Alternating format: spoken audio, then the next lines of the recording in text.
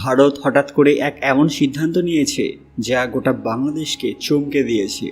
তারা সম্প্রতি বাংলাদেশে প্রস্তাবিত পারমাণবিক বিদ্যুৎ প্রকল্প বন্ধ করার ঘোষণা করে দিয়েছে, যা এই দুই দেশের মধ্যে দীর্ঘমেয়াদী শক্তি সহযোগিতায় একটি বড় ধাক্কা হিসেবে দেখা হচ্ছে। প্রকল্পটি বাস্তবায়নের লক্ষ্যে উভয় দেশ একাধিক বছর ধরে আলোচনা করে আসছিল। এটি সম্পন্ন হলে বাংলাদেশে জ্বালানি সংকট কাটিয়ে উঠতে এবং বিদ্যুৎ উৎপাদন ক্ষমতা বাড়াতে বড় ভূমিকা রাখত। কিন্তু ভারত জানিয়েছে যে তারা কেন এই সিদ্ধান্ত নিয়েছে, তবে অনেকেই এটা মানতে চাইছেন না। বাংলাদেশের জন্য এই প্রকল্পটি অত্যন্ত গুরুত্বপূর্ণ ছিল, কারণ এটি জ্বালানি আমদানির ওপর নির্ভরশীলতা কমিয়ে দেশে সাশ্রয়ী মূল্যে বিদ্যুৎ সরবরাহ নিশ্চিত করার সম্ভাবনা তৈরি করেছিল। বিশেষজ্ঞরা মনে করছেন যে এই প্রকল্পের বন্ধ হওয়া বাংলাদেশের উন্নয়ন পরিকল্পনায় কিছুটা নেতিবাচক প্রভাব ফেলতে পারে।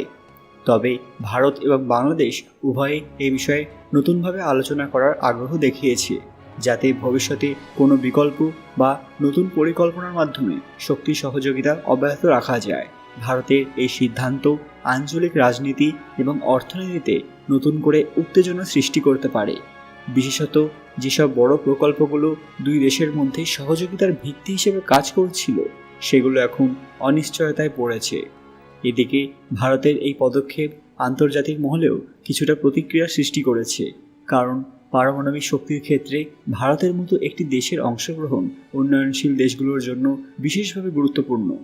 ভারতের পক্ষ থেকে জানানো হয়েছে যে অর্থনৈতিক সংকট, প্রযুক্তিগত জটিলতা এবং আন্তর্জাতিক চাপের কারণে এই প্রকল্প বাস্তবায়ন আপাতত বন্ধ রাখতে বাধ্য হয়েছে তারা।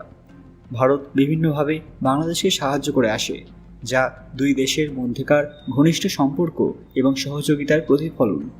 প্রধানত কয়েকটি দিক রয়েছে, যেমন অর্থনৈতিক ক্ষেত্রে ভারত বাংলাদেশকে বিভিন্ন উন্নয়ন প্রকল্পে আর্থিক সহায়তা প্রদান করে।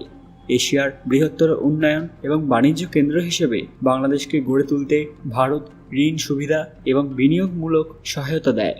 বিশেষত অবকাঠামোগত উন্নয়ন, সড়ক যোগাযোগ এবং রেলপথ নির্মাণে ভারত থেকে প্রচুর ঋণ ও সাহায্য আসে। এছাড়া বাংলাদেশে বিদ্যুতের ঘাটতি পূরণ করতে ভারত বিদ্যুৎ সরবরাহের মাধ্যমে সাহায্য করে থাকে। উভয় দেশের মধ্যে একাধিক বিদ্যুৎ লাইন স্থাপন করা হয়েছে, যার মাধ্যমে বাংলাদেশে ভারতীয় বিদ্যুৎ রপ্তানি করা হয়। এছাড়া ভারত বাংলাদেশকে চিকিৎসা সরঞ্জাম, ওষুধ এবং চিকিৎসা প্রশিক্ষণে বিশেষ সহায়তা প্রদান করে। পাশাপাশি বিভিন্ন শিক্ষা প্রতিষ্ঠান এবং বিশ্ববিদ্যালয়ে বাংলাদেশি শিক্ষার্থীদের জন্য স্কলারশিপ এবং শিক্ষাবৃত্তির ব্যবস্থাও ছিল।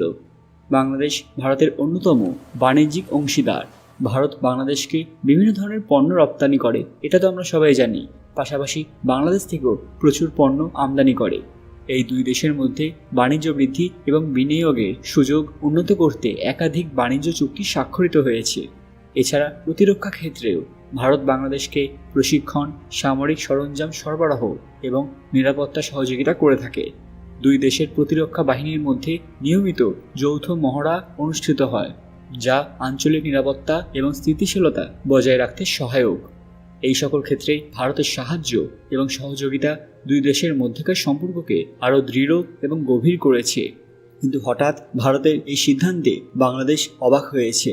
তবে ভারত এমনি এমনি সিদ্ধান্ত নেয়নি। তারা জানিয়েছে যে পারমাণবিক বিদ্যুৎ প্রকল্পটি বাস্তবায়নের জন্য প্রয়োজনীয় আর্থিক সংস্থান সংগ্রহে কিছুটা সমস্যার মুখোমুখি হয়েছে তারা।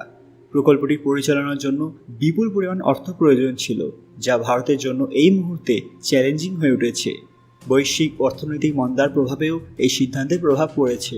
পাশাপাশি পারমাণবিক বিদ্যুৎ প্রকল্পের জন্য উচ্চমানের প্রযুক্তি এবং বিশেষ অবকাঠামো প্রয়োজন। তবে এই প্রযুক্তিগত কিছু জটিলতা দেখা দিয়েছে, যার ফলে সময় মতো এটা বাস্তবায়ন করা সম্ভব হয়নি। এছাড়া পারমাণবিক বিদ্যুৎ প্রকল্পের সঙ্গে বিভিন্ন আন্তর্জাতিক চুক্তি এবং নিরাপত্তা উদ্বেগ জড়িত থাকে। বাংলাদেশে পারমাণবিক স্থাপনা নির্মাণের ক্ষেত্রে আন্তর্জাতিক মহলের কিছু উদ্বেগ ছিল, যা ভারতের ওপর কূটনৈতিক চাপ সৃষ্টি করে। এতে ভারত সিদ্ধান্ত নেয় নিরাপত্তা এবং আন্তর্জাতিক চাপের কথা বিবেচনা করে আপাতত এটা বন্ধ রাখাই ভালো হবে। এই সকল কারণের সমন্বয়ে ভারত পারমাণবিক বিদ্যুৎ প্রকল্পটি বন্ধ করার সিদ্ধান্ত নেয়। বন্ধুরা, এ বিষয়ে আপনাদের প্রতিক্রিয়া কি? ভারত এই সিদ্ধান্ত নিয়ে কি ঠিক করেছে নাকি ভুল? এতে বাংলাদেশের উপর কোন ধরনের প্রভাব পড়তে পারে? কমেন্ট বক্সে অবশ্যই জানাবেন।